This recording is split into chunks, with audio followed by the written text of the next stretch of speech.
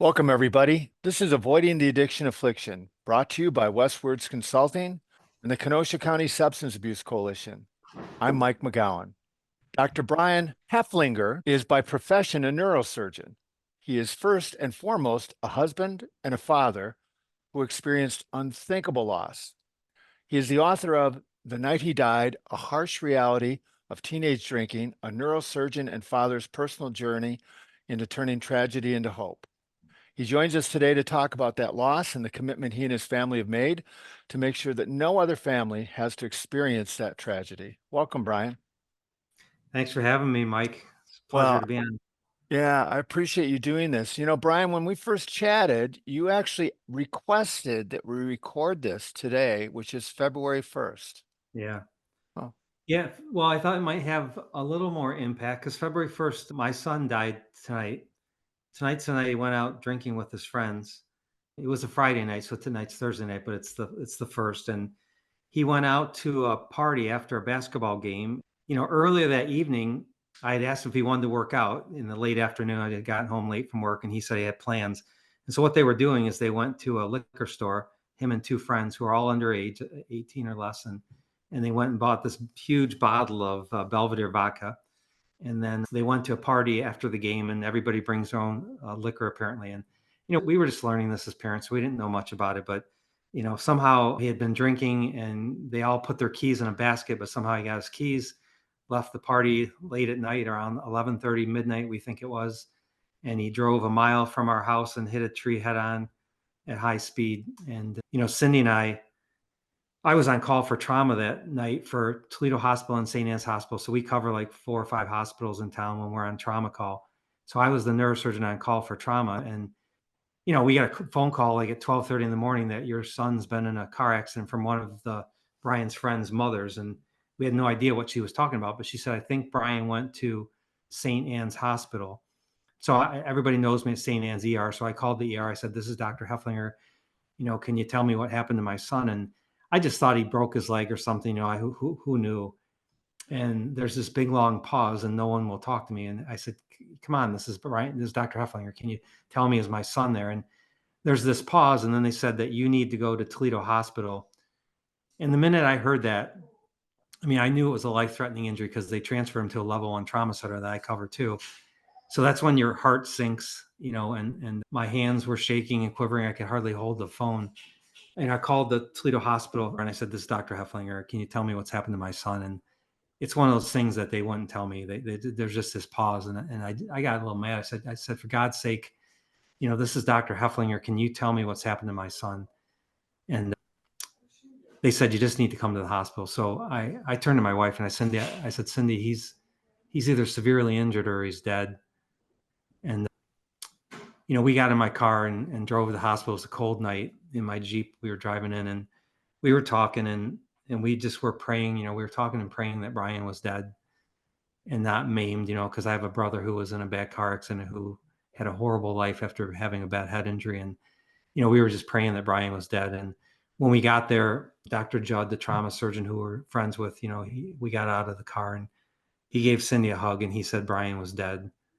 But that's what's special about today, because it's the night Brian died, and it's something that always sticks in your mind and it never goes away. And it's gotten better, but we always, do something special tonight. I don't know. As a family, we'll probably go out to dinner, and then I always take tomorrow off. For 11 years, I always take the following day off. February 2nd.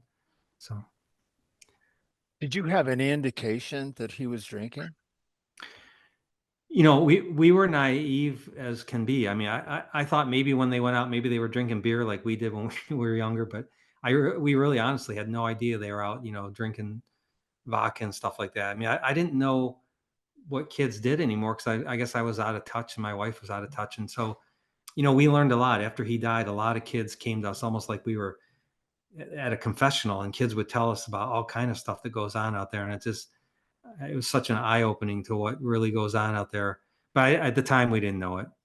You know. Well, and you talk about this on your videos and in your book. He didn't give you any social indications. He was what every parent would want, right? Yeah, I mean, he's a he's a good kid. I mean, all kids are good. I mean, he was smart, had, straight A's, 4.5 GPA or something. And he was a scratch golfer and just a nice kid, very respectful of people. But I learned through this whole process, even going through it with the kids afterwards, after Brian died, our own kids, they started drinking in high school along with everybody else. And the kids won't tell you. I mean, you think your kids are going to tell you and they don't. And I've learned that firsthand with my own kids lying to me, even after Brian died. And, there are parents out there who say, well, I know Brian died and we feel really bad about that, but I know my kid doesn't drink, and there's just no way, they have too much to lose. And then my kids will come home from a party and say, yeah, he was the one drinking the most. But I mean, parents have to realize that the kids are going to try to not to tell them in any way, shape, or form they can that they're out there drinking. Yeah. How did you handle, that's an interesting, when you're next in line, Right. start drinking, that had to make for an interesting conversation. We mean with my next kid, Kevin? Yeah.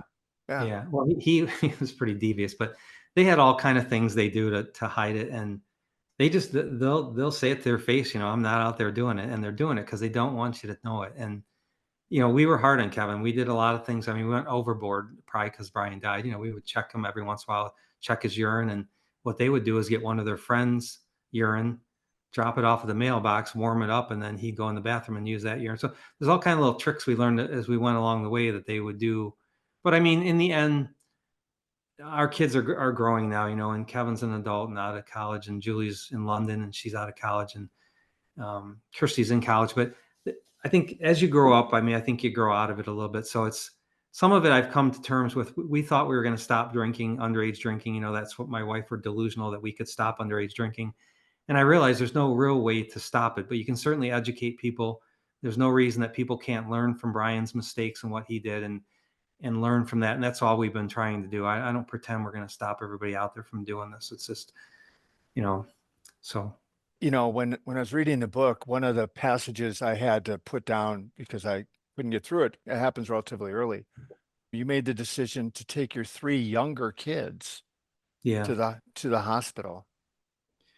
Yeah, that was a tough, when we went to the hospital, we had a babysitter come over with the girls and got Kevin home from a neighbor's house or a friend's house he was at. And, I sat there. I remember exactly where I was in the house when I told them that Brian was dead. And that was just a horrible scene because they believed me, but they didn't believe me. And there was a lot of emotion and screaming. And then, we said, would you guys want to go to the hospital and see Brian? And they immediately, all three of them said that we want to go see him.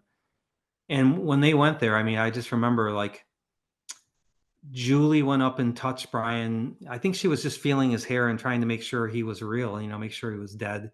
Christy was kind of squeamish about going up and touching him. Kevin just stood at the door, just didn't want to go near him. But I think for them, I think it made the difference to solidify in their minds that, Brian was dead and this was real. And I think it's a bad thing to have in your mind, seared in your mind the rest of your life. But I think it helped them move on in some respects, I guess. I don't know. How did you, I don't even know if there's an answer for this. How do you balance handling your own grief with taking care of your children at the same time? In the early days of all this, it's really hard because I mean, I don't know how to describe it. And anybody who's been through it will know, but you feel very isolated and alone. And that first month, I mean, we were all on our own. Like we go to our own spaces, didn't interact a lot. We did interact, but we didn't, everybody was just alone. And I know, I mean, you feel like killing yourself. I mean, Cindy and I definitely thought that we would want to kill ourselves. I think my wife probably had a plan because she was really bad. But you just have to get grips that life goes on. And I think, obviously Brian wouldn't want us to be like that. And then I decided early on that I'm not going to just let my son die and just bury him and say that's it and move on. So you get a purpose in your life, right? So I think we got a purpose, and we wanted to educate people about, underage drinking and driving. And I think everybody deals with grief their own way. I mean, I went back to work in 2 weeks and my wife couldn't do anything for, 6 months. I mean, everybody's different. And so I don't know how to answer that question other than I think you have to we told our kids, what we're going to do with Brian is going to put him on a pedestal, and you guys are going to see a lot of him in the news and things like that. And it doesn't mean that we don't love you. So I think the best thing you can do is reassure your kids that you love them and keep reminding them of that, because it's a horrible thing everyone's going through and you can't lose sight of their grief, right? You're so caught up in your own grief that you forget about they're going through the same thing or even worse in their mind, and so I had to keep reminding myself of that because everybody, it's poor me, and you forget about everybody else who's going through the same thing. So Yeah, including his, I'm sure Brian's friends as well, right? yeah, I mean, it was really on his true close friends, it was very hard on them, and this is something too where you can really find out who your real friends are eventually and who they aren't through this whole experience too. But Yeah. You wrote a letter to his graduating class. mhm. Yeah, it's a letter. It was an inspirational letter. I mean, it told a little bit about Brian's life, who he was, and then I talked about just challenging kids that to learn from Brian's mistake and to try to be a leader and make it cool not to drink and don't drink and drive. And that letter, the first year we put it out, it went around the world, but maybe I don't. It was on Facebook. That's a long time ago. Facebook was really in, and that letter eventually, after a couple of years, went like 20 million people, 25 million people um, had seen it, and we got on the Katie Couric show and things like that. And then things settled down, and then I got big on social media here lately, and so that letter went out again, and it'll go out this year. And that's really a lot of people. It's a way to get out there and have a lot of people read it. But what's interesting about that letter is the effect it had on parents. It was mostly parents reading it, and I remember we get messages like somebody who cuts hair. Everybody that came in for prom before she cut their hair, she would read that letter. I Oh, mean, wow. fire departments were putting out the letter. I mean, so many parents contact and say, "Thank you so much for the letter. It's really made a difference." And all these parents saying, "We were reading this letter to our kids before they go out for the night to prom or out on a weekend." And it still goes on today. I mean, there's something about Brian and that letter that's really made a difference. But a lot of parents use it every year to talk to their kids around prom and graduation to remind them that here's a kid just like you who was real and had a great life, and look what happened to him. So why don't you guys, think about Brian? And I get so many kids who will text us and email us that, thinking of Brian tonight, or I was going to drink more tonight, but I stopped because I remember your son who died, or, I made all my friends take an Uber because I remember your son died from a drunk driving accident. So it's definitely made a difference out there. And I bet you over the years, it saved at least one life. Somebody changed their mind and something bad didn't happen because of that. It's all you Well, can and hope for. yeah, and your contact information, which we'll put at the back of this podcast, is Brian Matters. That's the website, right? Yeah. brianmatters.com. And Yeah, it's a website we started, and we haven't done, it's not as robust as it used to be, but it's a website there that has all our Mhm. articles and stuff that we've done. Yeah.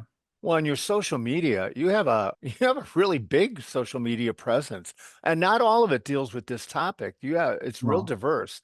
One of the ones I wanted to ask you about that I was super intrigued about was you did a video about how easy it is to get intoxicated. You chose to get yeah. intoxicated on film.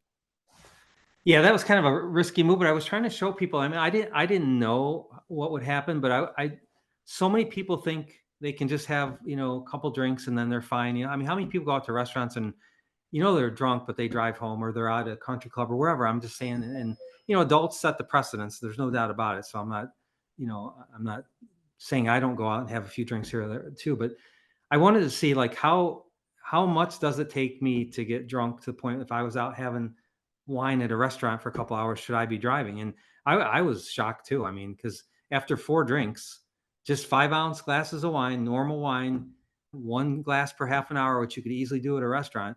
I mean, I was still under the legal limit for driving, but I was drunk. I mean, I was drunk. You could tell. I mean, Oh, I could tell by watching me. I was buzzed after the second drink. I was going to say that after the Yeah. second drink, I was saying to myself, I don't Yeah. want to get in a car with that guy.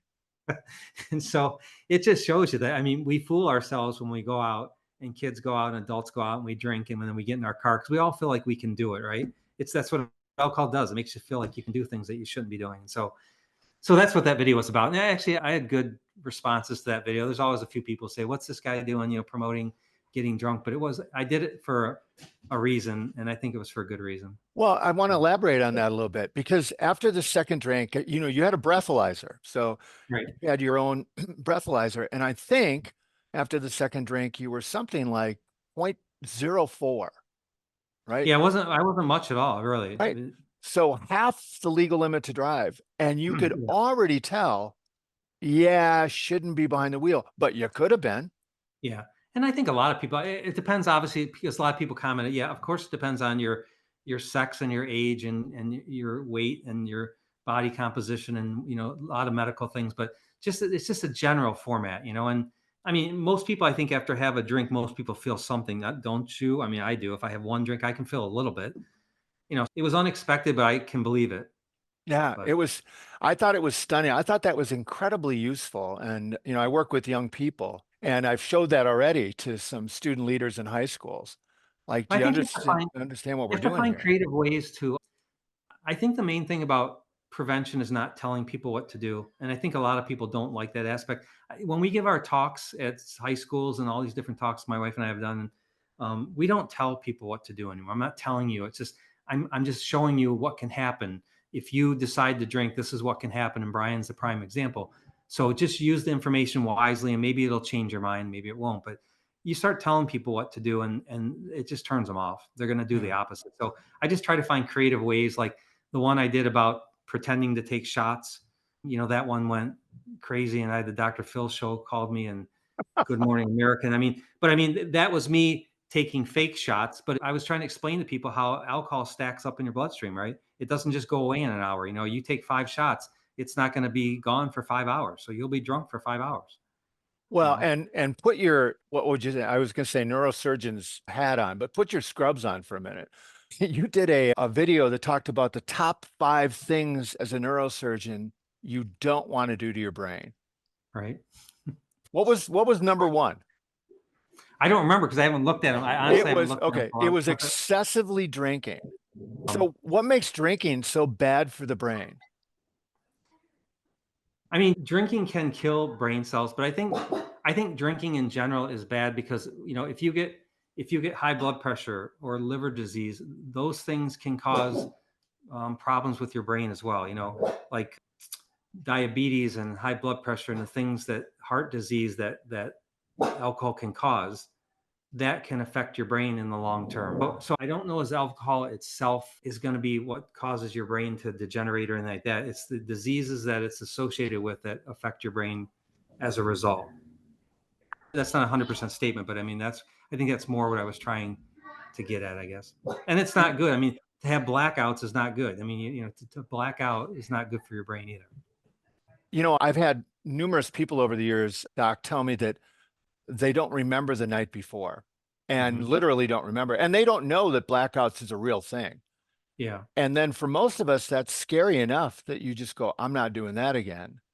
But some That's folks horrible. I mean, think process. about when you black out and you can't remember what you did the next day. I mean, think about, girls out there. I mean, who knows what can happen to you? I mean, it's such a bad thing not to remember what you're doing, Yeah. but that happens so often. I mean, there's kids out there. I think I did a TikTok on. There's so many kids who do that. They do it on purpose to Yeah. black out. I mean, it's like a challenge. I mean, In another one of your talks, you talk about developing healthy habits, and habits can be unhealthy or healthy. How do you go about developing healthy habits? You showed with the wine how easy it is at dinner to have yeah, simply 4 glasses of wine over 2 hours, and it's yeah. not good for you. The way I look at habits is it's just like when Brian died. I wanted to do an Ironman, and after he died, I wanted to do something different and unique and challenging. And so for me, I just, I think for a habit, you got to have a reason, right, or stimulus or something, some reason that you want to get start a habit. So say it's a healthy habit. So you need your reason why you want to get healthy, and then you have to have the motivation. You have to get motivated about it, and you have to set a goal. So for me, my motivation was I picked the Ironman 2 years down the road, and that was my goal that I set that I was going to do that. And then you have to be committed, right? You have to make a commitment to it, and you have to keep your determination up. And so to form a healthy habit, I think what happens is you have some stimulus that you want to do something, and then you make a commitment to it, and then you stay determined. And when you do all those three things, you'll find that after I'd work out, for 4 or 5 weeks of doing all this stuff, it became a habit because I look forward to it. I'd come home and I'd look forward to working out because it just became a healthy habit for me. I mean, so I think the way to form a healthy habit is to set a goal, make a commitment. I think you got to make a commitment to that goal somehow. And then you just got to go after it every day, be determined. And you'll find that when you do those three things, I think what happens is you form a habit, you'll form a healthy habit, and I don't know. That's my thoughts on habit. Did it also help you with your frame of mind? I think it did. I mean, just in general, I think exercise in general, it gives you a better sense of well-being. You feel good. It's like a sense of accomplishment. I mean, every time I do my workout, I felt accomplished. Don't you feel good when you eat healthy or you exercise? It feels like you've accomplished something that day, something good. And that's motivation. And that motivation, pushes you for the next day. And then eventually it just becomes a habit. Yeah. Yeah. I have to ask you, I know your kids are older now and we, talked about the drinking, but a lot of parents who have something happen, does the parental anxiety ever leave? Oh, no. Because every time we get a call at night, like every time Cindy and I get a call at night in the middle of the night and the kids are out, I mean, that's the first thing we think of is something happened to them. And we've had a few instances where, there's been something where their friends didn't know where Kevin was for say, he went up to somebody's lake and somebody couldn't find him. And I mean, it's horrible. I mean, it's the worst feeling because we just figure out it's going to happen again, and so I don't think the parental anxiety ever goes away. It hasn't for us. How I do you, mean, they're older now, but it's still there. I mean, it's your kids are your kids. yeah. How do you talk about that with Cindy? About what? Just, I mean, you talked about living in bubbles for a while. When you're Oh, experiencing anxiety or you get a phone call and it gives you a flashback, do you just yeah. bury it? Do you talk to her? I mean, at the time, what's happening, we're talking back and forth constantly because we're upset and we're just wondering what can we do? Who can we call? What do we need to do? Beyond that, I don't think we have discussions about it. Like when the emergency's not there, do we discuss our anxiety about the kids? No. Hmm. And so what's next now? What with your social media platform and on your talks and whatever? Yeah, I think the way our social media started out was just for neurosurgery. We just thought I had made videos for my patients when I do surgery on a patient. I give them a video that explains their surgery so they can hear it at home and so they don't forget everything I said in the office.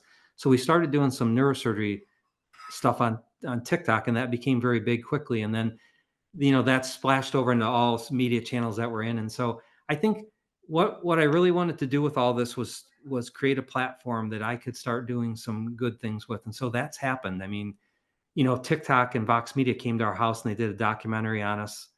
And that commercial is on national TV for the past month. It's been on every major network, and it's a commercial about drunk driving. And Yeah. that's what I wanted to do with social media. I want to be able to reach people to do good things. And we started to work a little bit with American Heart Association, and we talked a little bit. We did a TikTok about heart disease and stroke, and there's an organ donation society in New York City that's contacted us, so we might start working with. So the social media for me gives us a platform that we can start hopefully changing society for the better, and that's all I want to do with it. We're not. I haven't done any brand deals. I don't do any monetary things with it. It's just about trying to create a platform that I can reach people that they'll listen to what I have to say, and then I can start doing things that I think in my mind are good causes. I applaud you for that. Well, we've had so many people on here, Brian, parents, and you know, I don't know what all of our preconceived notions are, but it's become clear to me over the last 4 years of doing these podcasts that the people who make a difference aren't the policymakers. It's the folks who are working it like you are.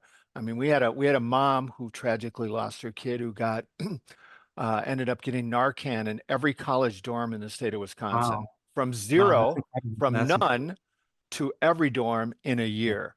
That might have taken our legislature about oh, 4 generations to do. yeah. So, Well, and I think that happens. I mean, obviously, tragedy is what sparks these things to happen. If you look at any problem in the world, it always comes from that. Or like Michael J. Fox gets Parkinson's disease, and then it really kicks in the research and mhm, stuff. So it takes something tragic out there to spark something good to happen. It seems like yeah.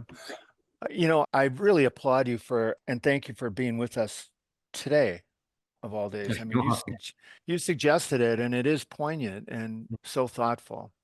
Those of you who are listening, you know how we put links, and you can find Dr. Hefflinger on social media, on YouTube, TikTok, Yeah, probably we're on. Instagram, I would think.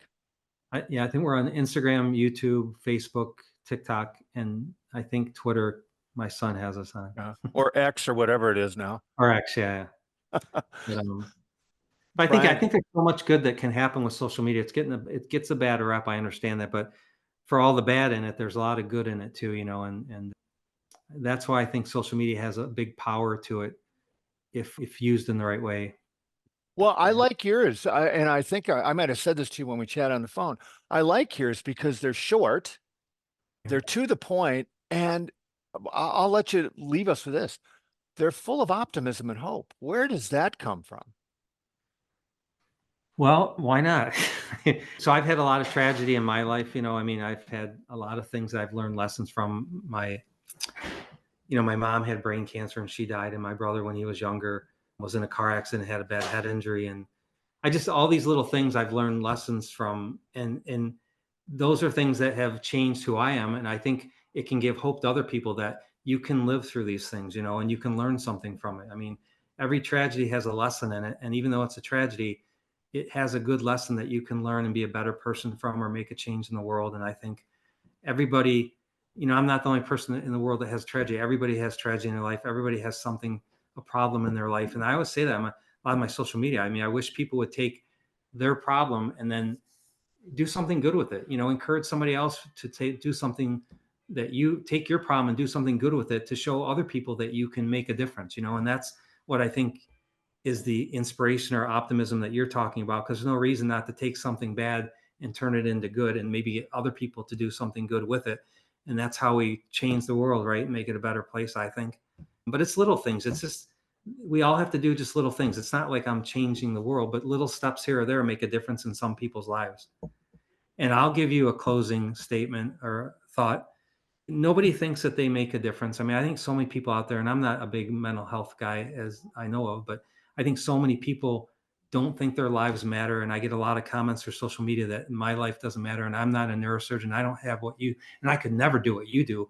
But you know what? You can, because my son Brian, he was very nice person. He had a lot. We're very privileged, and I do very well. And he had a lot, but he always stayed very humble. And so when Brian died, the lines out the funeral home were like people would wait 3 hours to see us, Cindy and I. And there's a gentleman who waited 3 hours, and he came up to us. He was an elderly gentleman, and he says, "I know you don't know me, but I wanted to wait in line to let you guys know this." And he said he was the starter at the golf course where Brian's golf team went to practice, and he was the starter there.